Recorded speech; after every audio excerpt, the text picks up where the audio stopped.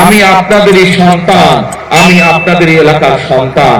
ইনশাআল্লাহ এতটুকু আপনাদেরকে বলতে পারি, যতদিন বেঁচে থাকবো, যতদিন আল্লাহর রহমত থাকবে আমার উপরে, ইনশাআল্লাহ আমি আপনাদের পাশে ছিলাম, আপনাদের পাশে আছি, ইনশাআল্লাহ আপনাদের পাশে আমি থাকবো।